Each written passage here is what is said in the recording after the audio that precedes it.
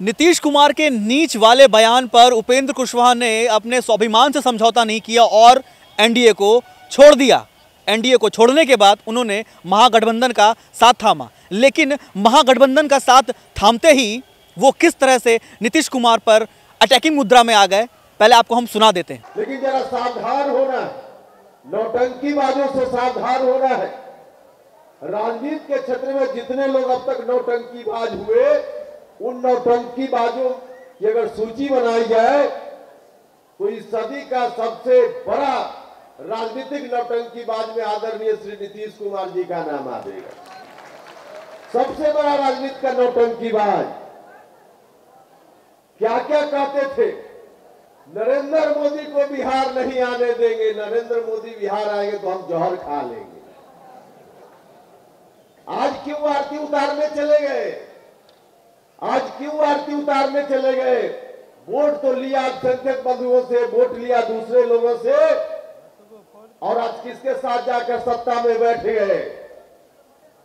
अगर लोगों को मालूम होता कि फिर से आप उनके साथ सत्ता में जाकर बैठने का काम कीजिएगा तो शायद मुसलमान भाई कोई बिहार का एक भी वोट देता है आपको। और चले गए उनके साथ जाकर बैठ गए, और बैठकर भी उनके साथ हाँ में हाँ मिलाने का काम, क्योंकि उनको कुर्सी प्यारी है।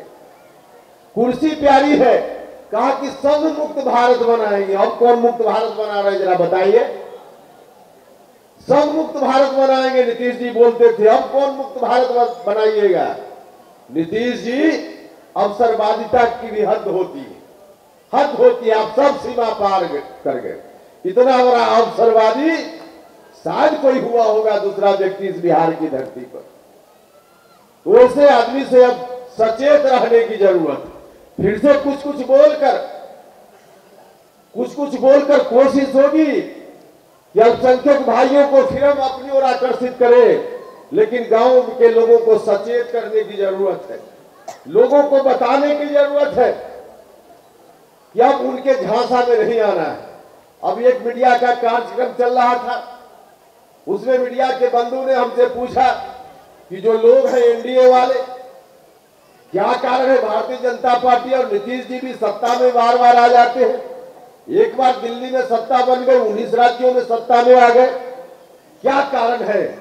हमने कहा कि एक बड़ी तरकीब उन लोगों के पास है, और वह तरकीब है देश और बिहार की जनता को झांसा में लेने की तरकीब। इस तरकीब के माहिर लोग हैं, इसलिए सत्ता में आ रहे हैं। लेकिन अब आगे आने वाले दिनों में देश और बिहार की जनता उनकी तरकीब से वाकिफ हो चुकी है, उनकी असलियत से वाकिफ हो चुकी है, इसलिए अब उनकी तरकीब काम आने वाली नहीं और आना भी नहीं चाहिए। हम आप सब लोगों से कहना चाहते हैं, हर तरह की समस्याएं, जिन समस्याओं से मुसलमान भाई जूझते रहते हैं, उन समस्याओं पर हम लोगों का ध्यान है।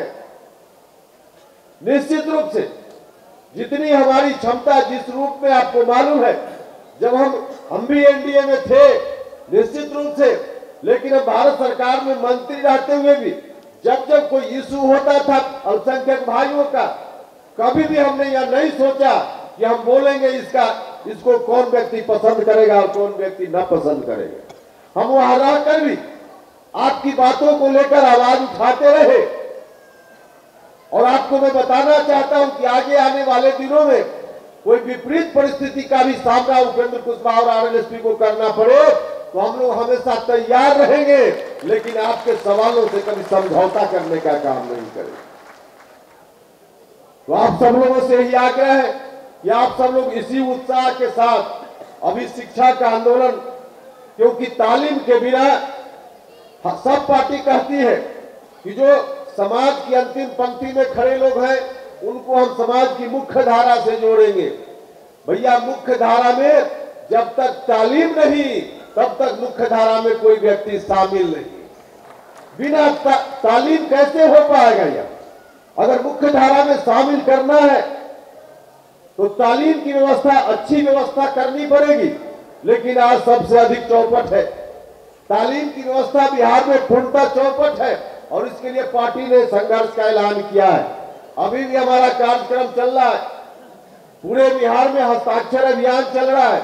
आप सब लोगों से यही आग्रह है कि लौट करके जाइए और हस्ताक्षर अभियान को और गति देने का काम कीजिए। 1 करोड़ लोगों का हस्ताक्षर जुटाकर 2 फरवरी को फिर पटना भी आइए। उस दिन हम लोग आक्रोश मार्च निकालेंगे पार्टी के बैनर से, और जो 25 सूत्री मांग हम लोगों की है, उन मांगों के लिए आक्रोश मार्च निकालकर महामहिम को हम लोग ज्ञापन देने का काम करेंगे। हम उनको कहेंगे, महामहिम राज्य की सरकार पर दबाव बनाइए हमारी मांगों को, ताकि राज्य की सरकार पूरा करे। लेकिन हम जानते हैं इनका जो रवैया है, 15 वर्षों में कुछ नहीं किया तो अब क्या करेंगे हमको भी मालूम है। लेकिन आखिर हम जाए तो जाए कहां? बिहार की जनता जाए तो जाए कहां? सरकार में तो वही है, मुख्यमंत्री तो वही है, तो जाए कहां? जो भी मांगे हमारी है, उन मांगों को पूरा करने का काम राज्य की सरकार को करना है। तो राज्य की सरकार में जो बैठा हुआ व्यक्ति है, अभी तो हम उन्हीं के पास जा रहे हैं, उन्हीं के पास जाएंगे। लेकिन नहीं करेंगे हमारी मांगों को, नहीं मानेंगे तो अब ज्यादा दिन दूर नहीं है। अब तो डबल इंजन की सरकार पटना से लेकर दिल्ली में है। पहले तो बहाना मिल जाता था। पटना वाले दिल्ली पर दोष आरोपण, दिल्ली वाले पटना पर दोष आरोपण।